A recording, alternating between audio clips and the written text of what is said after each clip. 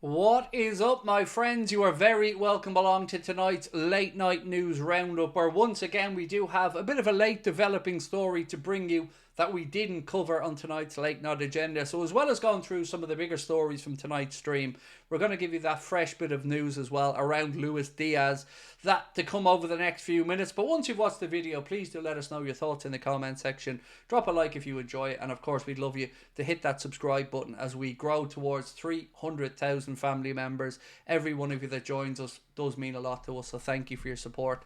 Right, I'm going to get straight into it because there's a lot to go through here. We're going to start off by going back over the Mohamed Salah situation. And Al Hilal, according to Ben Jacobs, want to sign Mohamed Salah in time for the new revamped FIFA Club World Cup that's coming up in June and July. They're going to be taking part in that. So, yeah, let's wait and see what happens. Al Ittihad, another club, of course, in Saudi Arabia that are looking at the Mohamed Salah situation. We reported yesterday that Turki Al Sheikh, the chairman of the entertainment authority in Saudi Arabia, who was also involved, according to Sky Sports, in or closely tied to Al Hilal, posted that picture of Mohamed Salah in an Al Hilal shirt, and we're just wondering what that was about yesterday. Well, now that we know, they want to sign him and they're waiting for any indication from Mo's camp that he's willing to make the move, and then they'll make theirs. So from our perspective, we also heard today that the offer for Mohamed Salah, the contract offer that was given to him previously, is still on the table, and that Liverpool are hopeful that he signs it. No talk of that being upped or a new offer on the table, and I don't see why an offer that's sitting there that Mo hasn't accepted would be one all of a sudden that he would. So again, thoughts on that one most welcome. We're going to move on to the big story in a second. I haven't forgotten about Luis Diaz and Barcelona, so bear with me for that one. Just a couple of things on our competitors. Manchester City have reached a verbal agreement with Eintracht Frankfurt for Omar Marmoush. They're also looking to Cambiasso from Juventus. But we're being told and being briefed in the media today that Liverpool now have the money to make signings, but the signings that they want aren't available in this window. Shock, horror. Have we heard that before? I think we have. Do I believe it? Not for 1 second. Yes, we have the money. We know that. And I'm going to go through that in more detail now. So you may have heard me many times talk about Mo Chatra. I'm not sure if Mo still does stuff with Anfield Index. But either way, if he does, do check out his work with Anfield Index. If he doesn't, I'm going to read something out to you here now and shout out to our friends at Anfield Index as well. So Mo Chatra said, another transfer window arrives and the usual daily debates on Liverpool Football Club's owners begin to emerge. Now, halfway into the window, there are little signs of January incoming. Will the ownership deserve some criticism if the squad isn't strengthened? Absolutely. Anfield Sector then replied to Mo Chatra and asked, what's our finances like, Mo? We have the capability to spend big in the summer. Now, look, Mo is very, very well versed in football finance, and I would always urge people to pay attention to his work because he certainly knows what he's talking about.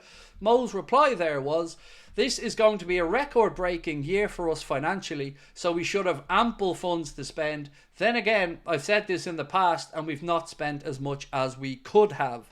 So once again there, a very clear indication that it is a conscious decision from our owners and our club not to spend. It isn't because of an inability to do so, despite the nonsense that we've been told over the years from some of the club-friendly journalists who wanted to make out like wage bills were a problem and everything else was a problem, where the only problem was that they didn't have the backbone enough to criticise the owners for a lack of ambition in the market. And that is the truth of it in my eyes, ladies and gentlemen. But the big story, well, LFC Transfer Room have reported and giving credit to Athena 2RCN, who I believe are out covering Barcelona. They say that Barcelona plan to make an offer of £69 million for Luis Diaz in the summer to bring the Colombian to the club.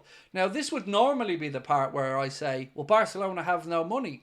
That's changed a little bit though. They've now freed up €100 million from selling, I think, 470 odd luxury seats at the redeveloped Nou Camp. Selling off them for the next 30 years has brought them in a load of money from the Middle East, according to a report.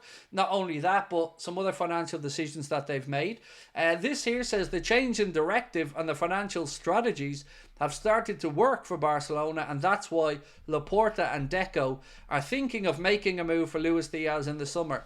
This last line is the one that should make you angry, considering that the player has rejected many offers from Liverpool already. So another player who the club are offering extensions to and that are being rejected, why might that be? I'll give you the answer. They're lowballing them, just like they've done with Virgil, just like they've done with Mo, and I'm sure like they've probably done with Trent as well. Here's another player who's already on pretty low money at Liverpool. Somewhere between 50 and 70 grand is rumoured to be the wage that DIAZ is on. He's certainly performing way above that level. And now we're looking at the prospect of Liverpool maybe cashing in or losing another player. And the only good news for us fans is the £69 million we may get, because he does have 2 years to go at the end of this season on his Liverpool contract. But again, it doesn't make for a positive reading as a Liverpool fan, does it? Every day out there now we're seeing new things, new players who are potentially moving away, players who won't sign on to stay at the club. Reports that Jarell Quansah isn't highly regarded by Arne Slot and he doesn't think he can depend on him. Then we've seen the stuff about Chiesa now all of a sudden being fit but not being played in the squad. Some talk about Harvey Elliott maybe even moving on this month. He's as low as 6-4 to go to Brighton in this transfer window. Borussia Dortmund, another team who've been linked with him. And it all just points to a situation where Liverpool fans should be optimistic, happy with where we are, happy with the vision moving forward, but we're not. We're petrified. We're petrified because the owners, once again, are cheap. They're not backing the manager. He's having to come out and put a brave face on it and face the media, answering questions that, quite frankly, are above his pay grade and he shouldn't be put in the position to ask. But those that have any accountability, your Richard Hugheses, your Michael Edwards, your John W. Henrys, where are they? Nowhere. Nowhere to be seen, absent, and thrown everybody else under the bus. And that's where I'm at with it. It is so frustrating to have so many Liverpool fans say to me via email or messages, Craig, why do I feel this way when we're top of the league? And as I mentioned on tonight's stream, it made me doubt my own place in all of this. Am I a problem? Am I an embarrassment? I like to think no, but you know what? I'm so browbeaten now and belittled and ridiculed by many people that I'm starting to question my own place in this landscape. But I don't know if that's just because I'm tired. But I don't want to give up. And I want fans to stand with us and call this stuff out. They are custodians of the club, like I've said. They shouldn't be taken at gospel. They shouldn't be just allowed to do what they want. Yes, you can say, Craig, they own the club, they can do what they want. But no, they're answerable to everybody. Everybody that pays for their TV subscriptions. Everybody that buys their jerseys. And now we're seeing more stories about players leaving because they're being lowballed by the club. That doesn't paint a picture of happiness behind the scenes. That doesn't paint a picture of continuity. And even if you want to say to me it might not be true, well, it's bad PR, it's out there, and it's letting the situation fester and become toxic when we are in a title race, and it can be sorted, but it hasn't been. It doesn't take this long to sort out these contracts. It doesn't take this long for Trent to decide what country he wants to play football in.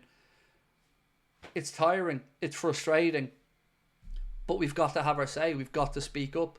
So let me know your thoughts on this, the DIAZ situation, the Trent situation, anything else you want in the comment section. Tomorrow will be a bit of a reduced day on the channel. We will have a news video coming out about 3, and then I'll be here for a stream tomorrow evening. There'll be no news recap or anything like that. But I will see you then, of course, on Saturday for the game against Brentford. So let us know your thoughts below, and I'll catch up with you tomorrow. Much love.